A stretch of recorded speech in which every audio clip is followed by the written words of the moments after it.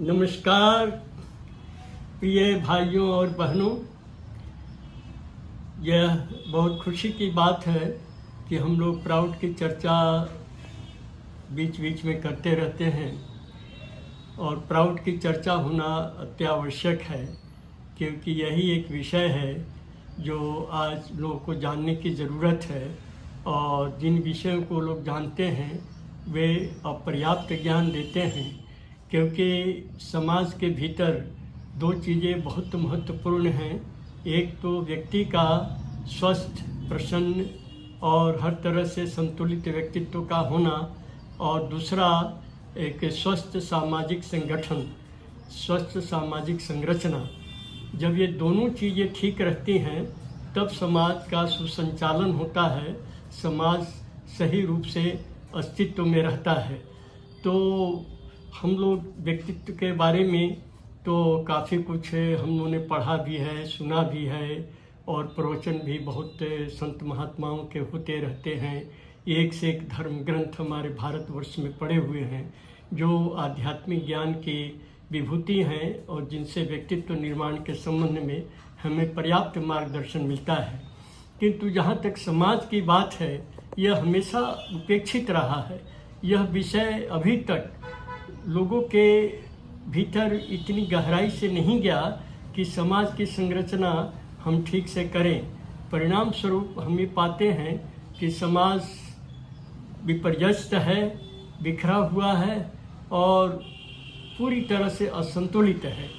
तो इसीलिए समाज का विवेचन जो हम लोग प्रारंभ किए थे वह जारी रहेगा, और विभिन्न अंगों, विभिन्न उसके विधाओं पर हम लोग चर्चा जारी रखेंगे। तो आज कुछ चर्चा मैं करूंगा न्याय व्यवस्था के बारे में। न्याय या विचार, एक सुविचार एक बहुत आवश्यक अंग है समाज का। ये विचार करने की ज़रूरत है, क्योंकि लोग सोचते हैं कि हम जिस समाज में रह रहे हैं वह न्याय सम्मत समाज होना चाहिए। यह समाज में अन्याय नहीं होना चाहिए, किसी के प्रति अविचार नहीं होना चाहिए। तो जब अपराध होते हैं तो अपराध होने के बाद अपराधी को पकड़ा जाता है, उसको न्यायालय में पेश किया जाता है, और न्यायाधीश सभी पहलुओं को देखते हुए अंत में जब मुकदमा पूरा होता है तो अपना निर्णय वो सुनाते हैं। तो यह जो निर्णय पर पहुंचना है, एक निर्णय कि यह न्याय है, अन्याय है, उचित है, अनुचित है, इस निष्कर्ष पर जो पहुंचना है, यही न्याय व्यवस्था का महत्वपूर्ण अंग है कि हम सत्य को पकड़ें, सत्य को समझें, ग्रहण करें और उसका पालन करें। तो इसमें जो मन की जो विशेष क्रिया है, मन जो काम करता है, जब किसी भी परिस्थिति में हमें न्याय करना है तो वहाँ पर ये जो आपेक्षिकता का जगत है, जिसमें देश, काल, पात्र, ये तीन प्रकार की परिवर्तनशील सत्ताएं काम करती रहती हैं, इनके बीच में हम सत्य पर पहुँचने की चेष्टा कर रहे हैं कि सही क्या है। तो इस सही क्या है, इसमें जो मन का संचालन है, इसी को हम न्याय व्यवस्था कह सकते हैं, न्याय प्रक्रिया कह सकते हैं। तो यह जो न्याय प्रक्रिया है जिसमें न्याय किया जाता है, जो सत्य तक पहुंचने की जो प्रचेष्टा है, ये पूरी तरह से त्रुटिहीन है ऐसा कहना मुश्किल है, क्योंकि ऐसी धारणा भी है लोगों की, और अगर चिंतन किया जाए तो सही भी महसूस होता है कि मनुष्य के प्रति कैसे न्याय कर सकता है। अगर कोई अपराधी लाया जाता है एक विचारपति के सामने, एक न्यायपति, न्यायाधीश के सामने कि यह अपराधी है, और उसके अपराध को सिद्ध करने के लिए साक्ष्य प्रस्तुत किए जाते हैं, और वो निर्दोष है, इसको सिद्ध करने के लिए अपराधी या अभियुक्त भी अपने पक्ष में बहुत सारे साक्ष्यों को लाने का प्रयास करता है, स्वयं भी बयान देता है। तो इसमें जो न्यायाधीश जो निर्णय पर पहुंचता है, जिसको न्याय कहते हैं, तो यह न्याय क्या पूरी तरह त्रुटि मुक्त होता है? क्या जिसको हम कहते हैं कि न्याय किया गया वो न्याय होता है? क्या वो अन्याय भी हो सकता है? यह एक बहुत विचार करने वाली बात है कि कोई व्यक्ति जो न्यायाधीश के कुर्सी पर बैठा हुआ है, उसके सामने साक्ष्य लाए जाते हैं, गवाहों के बयान लाए जाते हैं, उसके बाद अधिवक्ताओं के काफ़ी प्रभावशाली वक्तव्य आते हैं, और यह प्रक्रिया दोनों तरफ से होती है। तो उसमें उस व्यक्ति का दोषी होना या निर्दोष होना, यह जो पता लगाना है, यह एक साधारण मानसिक प्रक्रिया नहीं है। यह बहुत ही जटिल प्रक्रिया है और इसमें भूल होने की संभावना को कभी इनकार नहीं किया जा सकता है। इसमें भूल हो सकती है, हो सकता है निर्दोष व्यक्ति को दोषी ठहरा दिया जाए, मान लिया जाए, या न्यायपति की नज़र में वो निर्दोष व्यक्ति नहीं है, दोषी व्यक्ति है, और वह व्यक्ति महसूस करता है या उसका जो अपनी विचारधारा, अपना जो उसका चिंतन, अपना जो कार्यकलाप, उससे उसको यही महसूस होता है कि मैं तो निर्दोष हूँ और मुझे गलत तरीके से दोषी साबित किया गया है। तो इसीलिए जो न्याय प्रक्रिया में किसी निर्दोष को दोषी देना और किसी दोषी व्यक्ति को निर्दोष घोषित करना, यह एक बहुत ही ज़बरदस्त कठिन समस्या है। इसीलिए जो बात होती है कि दंड विधान की, कि अपराधी को, गलत काम करने वाले को दंड दिया जाए, तो दंड देना कहाँ तक उपयुक्त है? अगर वो व्यक्ति निर्दोष रहा और उसको दंड दे दिया गया, और जो दोषी रहा वो अपराध मुक्त हो गया, तो इससे कितनी बड़ी एक समाज देह में कितनी बड़ी उथल पुथल मचेगी। जो व्यक्ति सोचेगा कि मैं निर्दोष हूँ और मुझे दोषी करार दिया गया है। तो इसीलिए जो दंड का विधान है, दंड विधान में ये कभी भी गारंटी से नहीं कहा जा सकता कि सही न्याय किया गया है।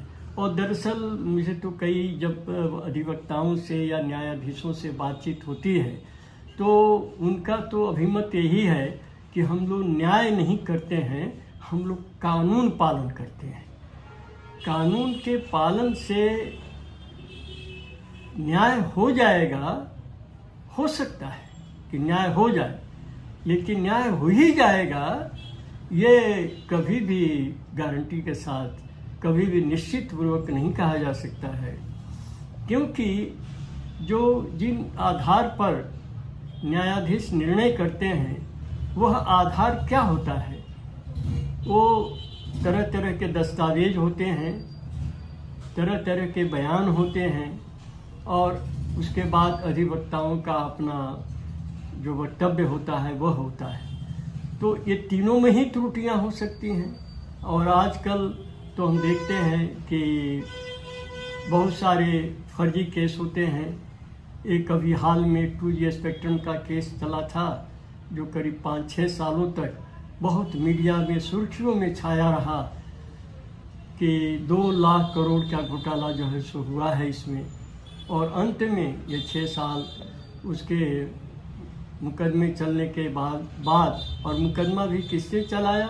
जो देश की बहुत प्रीमियर एजेंसी मानी जाती है अन्वेषण की, CBI, केंद्रीय अन्वेषण bureau, central bureau of investigation, CBI ने चलाया था, और सब के सब निर्दोष पाए गए। तो ये क्या होता रहा इतने वर्षों तक?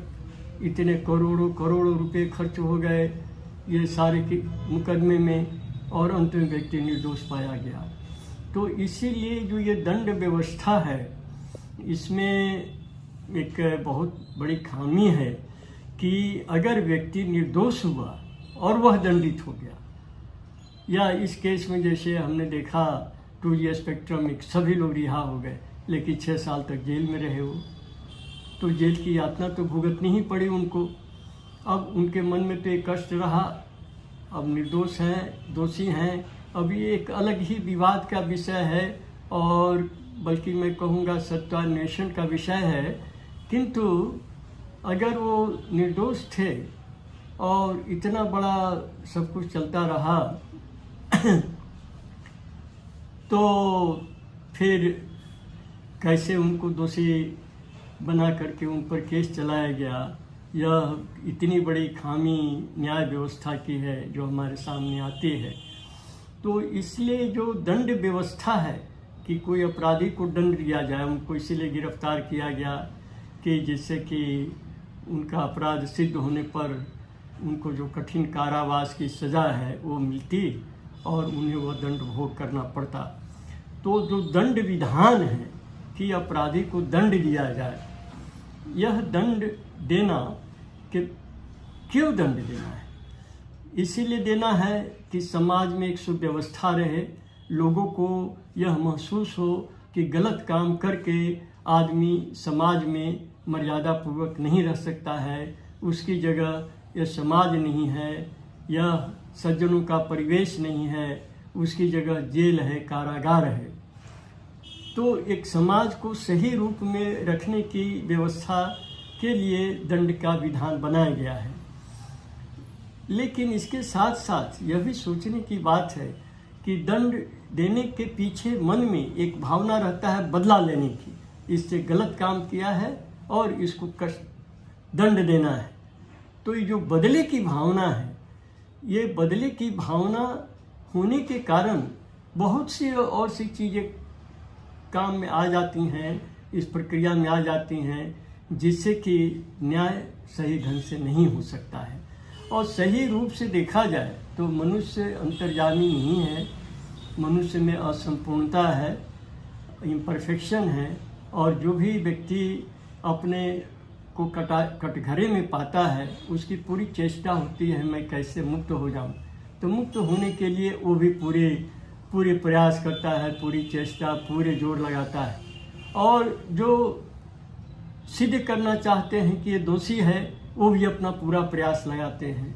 तो इनमें अगर नैतिक आचरण इनका नहीं रहा, नैतिक चिंतन नहीं रहा, तो बहुत सारे गलत काम भी होते हैं, बहुत से झूठ फरेब भी होते हैं, बहुत तरह की जालसाजी और फर्जीवाड़े भी होते हैं। तो ऐसी स्थिति में जो दंड विधान है वो उपयुक्त होगा, उसके जगह हम संशोधन विधान करें कि आदमी दोषी है, निर्दोष है, जो भी है, अगर दोषी है और संशोधन का, जैसे मान लीजिए कोई किसी पर पॉकेटमारी का कोई केस चल रहा है और उसने पॉकेटमारी नहीं किया है और उसको सुना दिया गया कि वो पॉकेटमार है। जब जज ने सुनाया कि पॉकेटमार है, तो अगर दंड व्यवस्था होगी तो कानून में जो होगा कि इसको 6 साल जेल में रहना है, तो 6 साल जेल में रहेगा, सश्रम कारावास करेगा, वहाँ तरह तरह की ड्यूटी दी जाएगी, उसको कठिन कठिन काम दिए जाएंगे और करना पड़ेगा उसको।